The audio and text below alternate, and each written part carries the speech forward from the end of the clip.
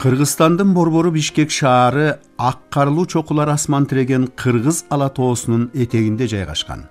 Ал 1878 жылы негизделген. Бишкек бул жекелей өлкөнүн мамлекеттик башкаруусунун гана эмес, маданиятынан, руханий, интеллектуалдык турмушунун, илимий жана инженердик ойлорунун, ошондой эле экономикасы менен унаа тармагынын борбору. Акыркы жылдардагы агымы күчөгөн ички миграциянын эсебинен шаар айланасындагы улам жаңы курулуп жаткан жер үйлөргө элдин жыш олтурукташуусу шаардын экологиялык акыбалына тетири таасирин тийгизип жатат.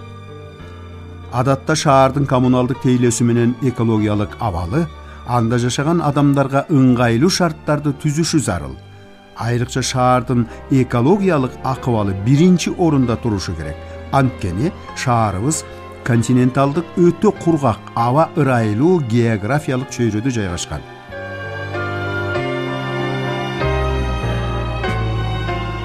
Бишкек шаары жаратылыш жана антропогендик таасирлерге өзгөчө дуушар болгон аймактарга кирет.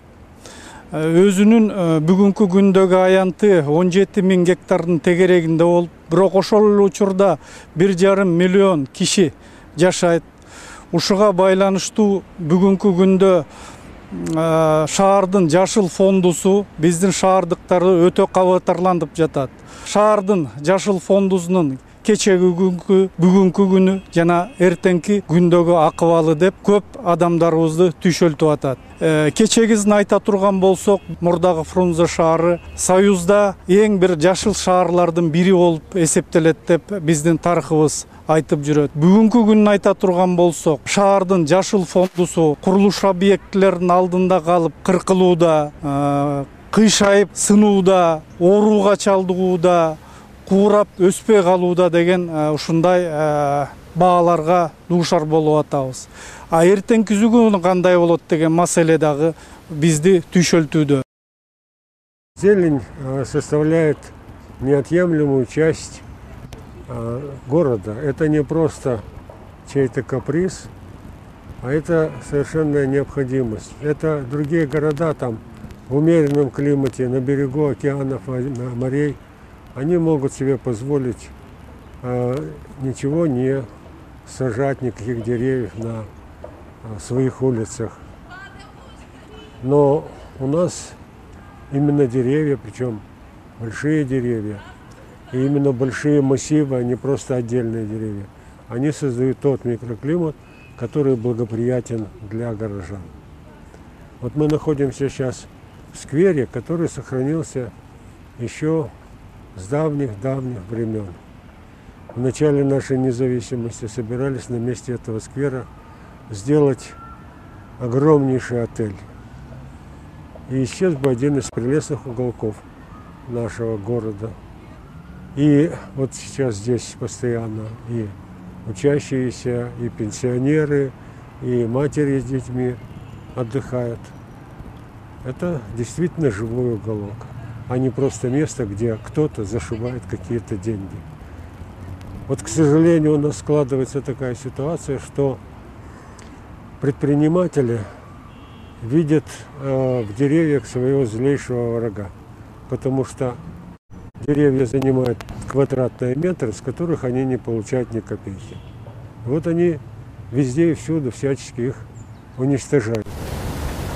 Акыркы жылдарда Бишкек шаарында көп курулуш объектилери салынууда.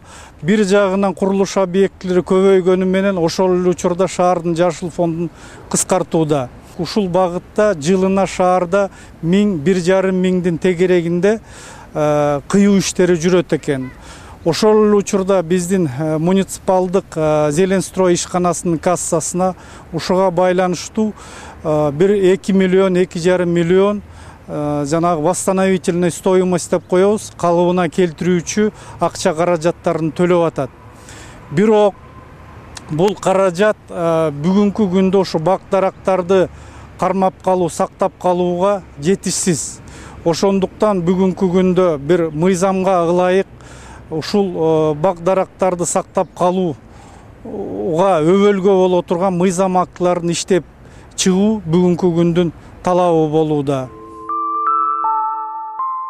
Шаардан анча алыс эмес, жалпы аянты 36 гектар болгон турмуш тиричилик калдыктары төгүлүүчү Таштанды талаасынын акыбалы ушундай.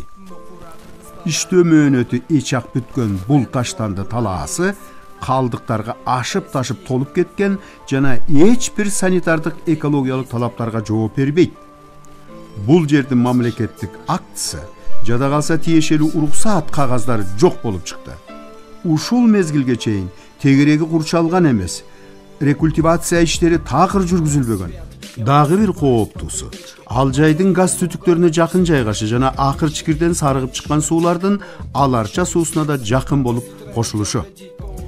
Жыл бою Таштанды калдыктарынын калыңдыгынан жана ысып түтөшүнөн улам адамдардын ден соолугуна өтө коркунуч туудурган фуран, диоксин уулуу заттары ченемсиз көлөмдө аба катмарына көтөрүлүп чыгууда. Ага карабастан күнүгө 200дөн ашуун киши ошол жерден өз алдынча Таштанды калдыктарын сорттоо менен жан багышат.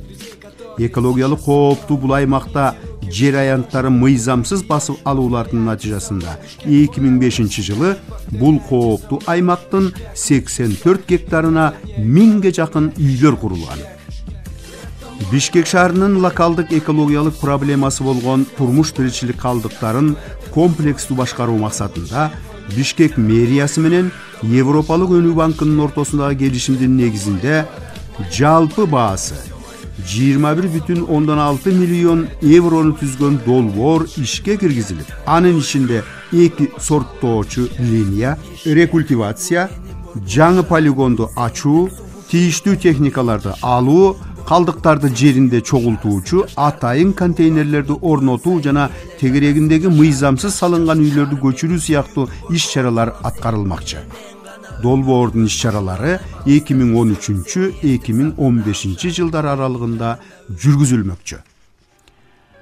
Шаар тегерегинде пайда болгон 47 конуштардын таза суу маселеси чечилип жатканы менен канализация маселеси чечилбей келет.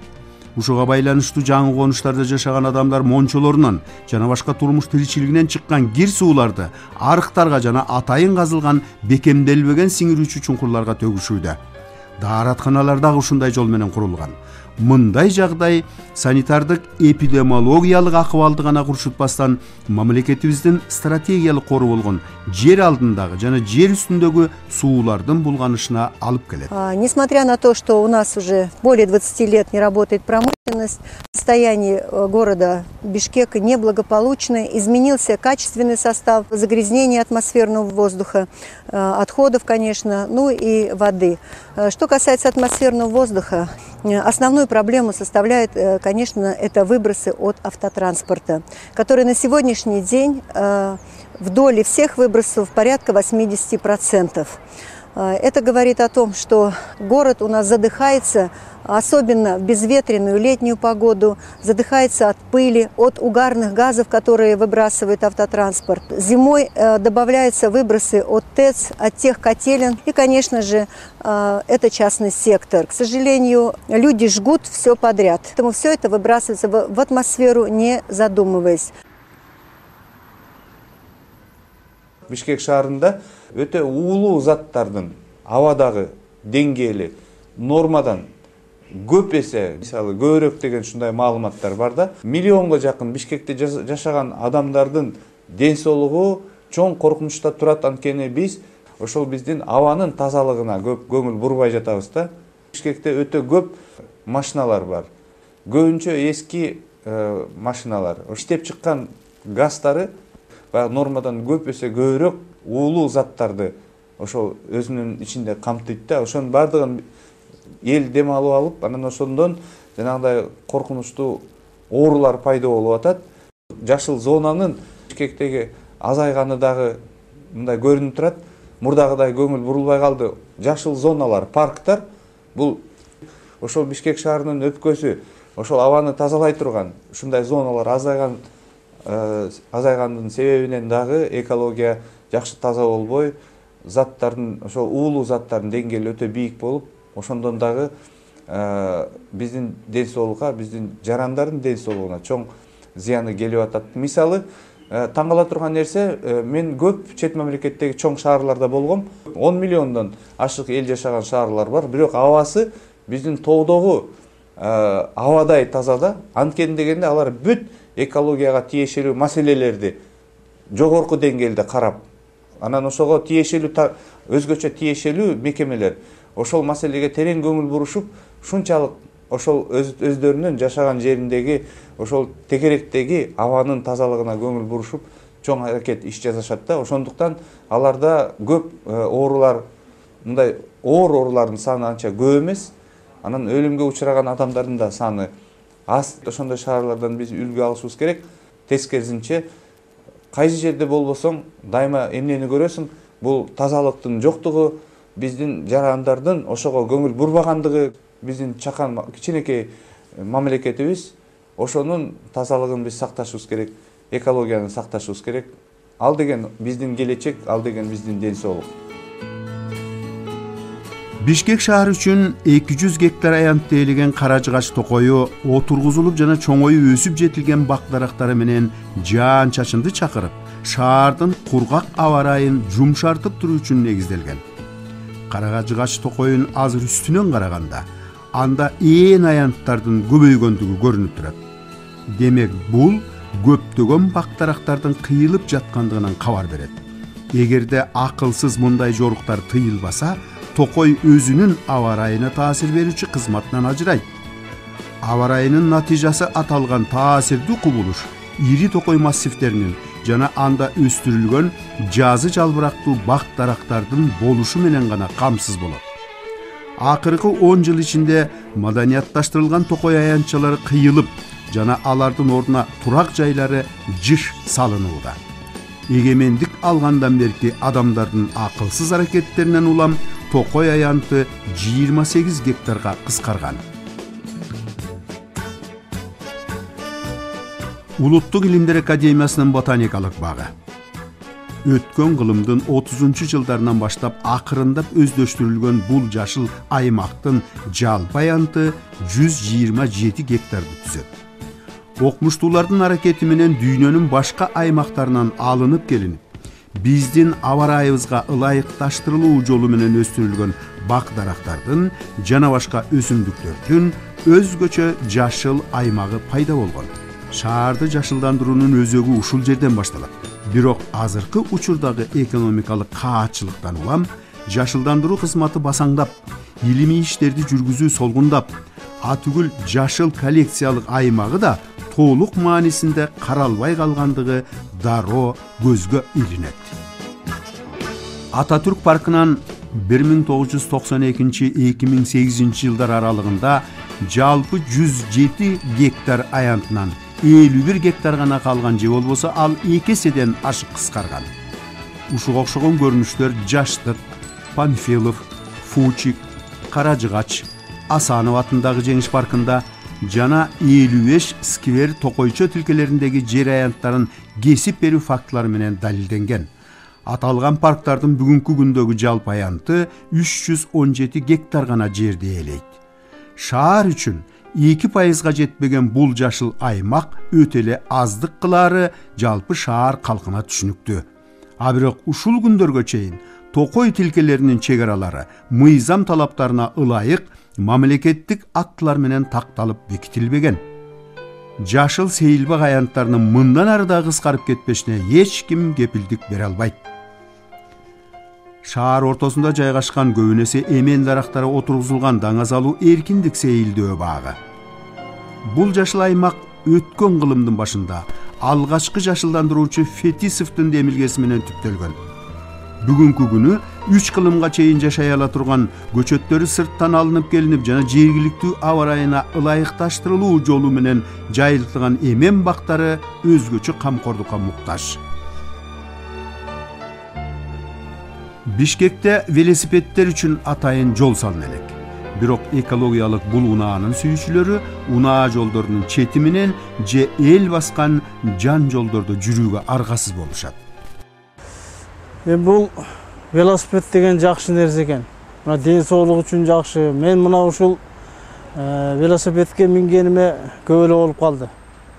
Эртең менен былтыр 2 ай жумушка дагы барып жүрдүм. Эртең менен барам, кечке маал акырын жай чыгам. ошо мен иштеген мекемедегилер дагы ушуну көрүп алып, барыбыз теге ушу велосипедке өтөлү деген ниеттенди. Бул шаардын тазалыгы үчүн дагы, ден соолуктун тазалыгы үчүн дагы абдан чоң пайдасы бар экен да. Муну жаштар тепсе деп ойлойм. Мендей ушу карыялар тепсе деп ойлойм. Жана ат мингендер айтат, ушу ат мингенде 300 булчуң иштеп турат деп. Бул велосипедти минген кишинин 300 көп болсо болор, бирок аз эмес булчуңдар иштеп турат деп мен толук айта алам да. Мына шаарда азыр 100 миң деген мына жеңил машиналар абаны бузуп, май жыттанып эле калды. Мына ошондуктан мен ушу шаардык жашоочуларды ушу велосипед тебүүгө чакырат элем да. Азыркы учурдагы негизги максаттардын бири шаарыбыздын тургундарынын көңүлүн экология проблемаларына буруу, шаарыбызды пластик таштандылардан арылтуу максатында демилгелүү жаштар тарабынан ар кандай ишембиликтер, акциялар уюштурулууда. Мисалга, студенттер, чыгармачыл жаштар жана жаштар уюмдары менен бирге жыл сайын Эко баштык фестивали өткөрүлүп жатат.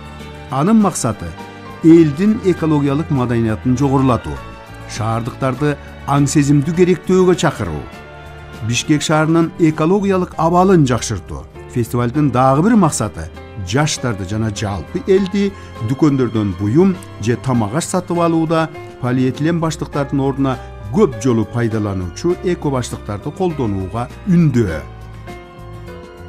Мамлекеттик жана коомдук уюмдардын аракети менен соода түйүндөрүндө полиэтилен баштыктарын бекер таратууга тыюу салган мыйзам долбоорун сунуштап жатышат.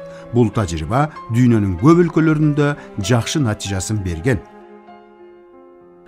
Акыркы 10 жылда шаарды жашылдандыруунун токтотулушунан жана көчөлөрдүн буулушунан шаардагы чөйрө начарлады. Шаарда жолдун жээктеринде жана үйлөрдүн короолорунда жап-жашыл болуп экологиялык туруктуулукту камсызылган ири бак-дарактар, парктар менен бакчалар азайып кеткен. Биологиялык ар түрдүүлүк жакырланып, сайроочу чымчыктар жоголо баштады. Жана булардын ордуна инфекция таратуучу көгүчкөн менен афган чыйырчыктарынын көбөйүшү шаардын экосистемасынын бузулушунан кабар берет. Жерлер жеке менчикке өтүп, ар бир чарчы метр үчүн чөнтөгүнө түшкөн пайданы көздөп, жашылдандырууга орун калтырышпай калды. Шаарыбыз өзүнүн эстетикалык жана тарыхый турпатын жоготуп бара жатат. Көчөлөр жарнактарга толуп, шаардын чыныгы көркүн бузуу менен шамалдын да агымы тосулууда. Шаардын көп аймактарында жол жээгиндеги мындай жашыл аянтчаларды унаалар токтоочу жайга айландырышкан жана бул аянтчаларды көзөмөлгө алчу эч ким жоктой. Ал эми айласы кетип куурап бараткан мына бул бакты карагылачы. Өз чөнтөгүнүн пайдасы үчүн тегерете жарнак менен тосуп салган аз келгенсип, минтип азыктангыс кылып түбүнө чейин бетондоп муунтуп таштаган. Мындай акыбалдагы дарак өсүмдүктөрүн шаардын көптөгөн жерлеринен кезиктирүүгө болот. Вот когда-то, когда город появился, Бишкек, эти военные инженеры заложили вот бульвар Молодая гвардия, Кендык и так далее. И система улиц север-юг, которая позволяет нормально проветривать город. Потому что бризы идут вот в этом направлении. С гор течет холодный воздух, и он дает возможность городу дышать. И то, что нарушается, это губительно для города.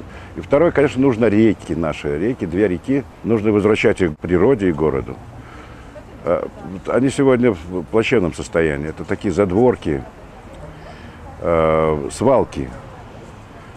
Вот. Их нужно расчищать. Ботанический сад его нужно чистить. Сегодня это свидетельством архитекторов и очевидцев. И идет строительство в водоохранных зонах, что запрещено законом. Вот нужно следить за тем, чтобы законы не нарушались.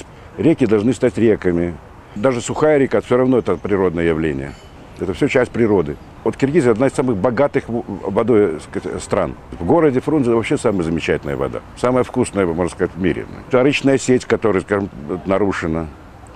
Ее нужно восстанавливать. И арыки должны стать вот предметом эстетического, скажем, элементом города. Это тоже элемент эстетики городской и элемент культуры. Отношение к воде, к дереву и так далее. Курулуштардын аянттары бакдарактардын аянттарынан көп болгон шартта альтернативдүү жашылдандыруу методдору тууралуу курч маселе жаралды. Шаарда вертикалдуу жашылдандыруунун зарылдыгы келип чыгууда. Дүйнө жүзүндө мындай тажрыйбалар көп. Алар бизде да бар. Мындай жашылдандыруу үйлөрдөгү жана шаардагы чөйрөнү бир топ жакшыртат. Проблема в нас. Мы стали потреблять больше. У нас мусора больше стало.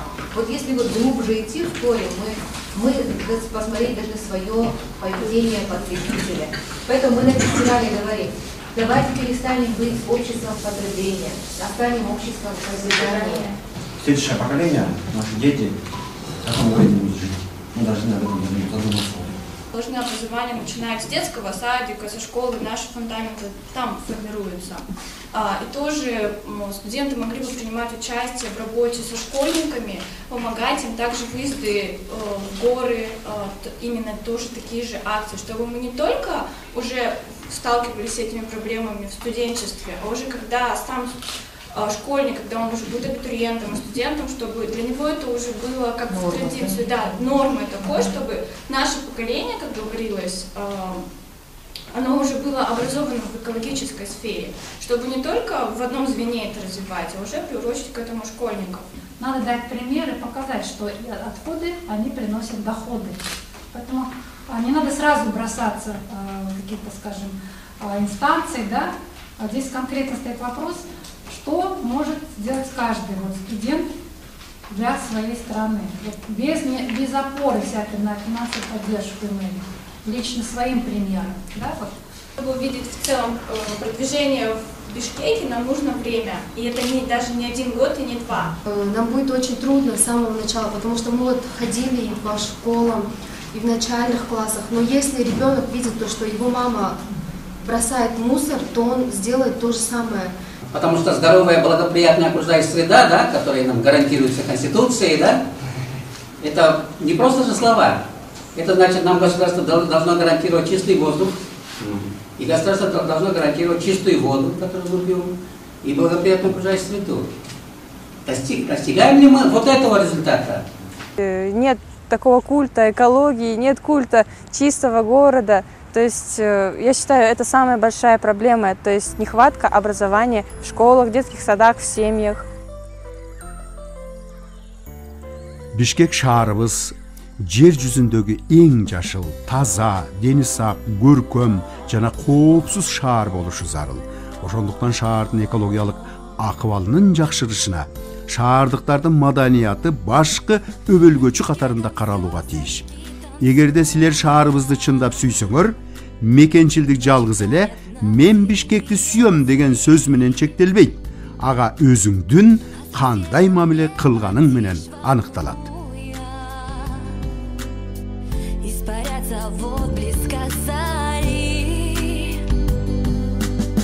Чудеса случаются, желания исполняются, ведь мы живем одной большой семьей.